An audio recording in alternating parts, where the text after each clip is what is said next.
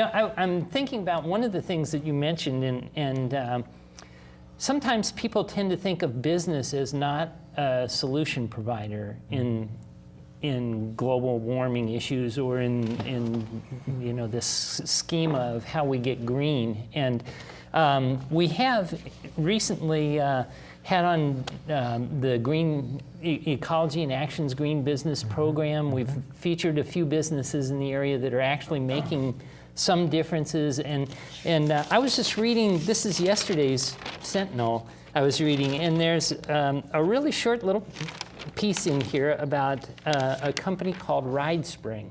And the county of Santa Cruz has just adopted a program that RideSpring, which is an alternative commute solution provider, is implementing. The city used it for a year, and they got a third of the city employees to switch from single car, single driver transport to alternative commuting, biking, and taking public transit or whatever it is.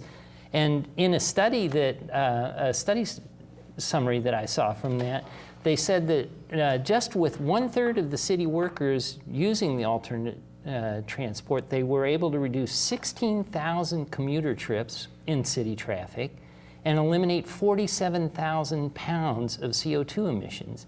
And now the county, with 2,000 employees, and I'm thinking you probably were in part of the review of this, the new transportation budget and all that stuff, I would suppose, Fred, but I don't know. It just seems to me, here's a small business and one guy's idea on how you can attack a problem, and that may not get a guy on Mars looking for water resources, but at the same time, it does, if you could remove 1/3 of 3,000 drivers from our local roads, A, you'd be able to find a parking space in the county lot when you went there, which would be a good thing if you're paying taxes or whatever that is, and B, I mean, that eliminates a lot of pollution and stuff. So something like that, business can be a big incentive. And how do you guys see business happening? I think there's first of all, Paul's program is really a good one, the one that you're speaking about, that you read about in the Sentinel. This is a local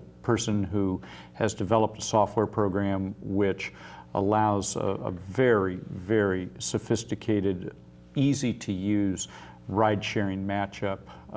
Ride-sharing's been around for a long time, but how to do it really well in a way that's easy for people to access and so on is what Paul has brought to this with that particular program used at the city and now at the county.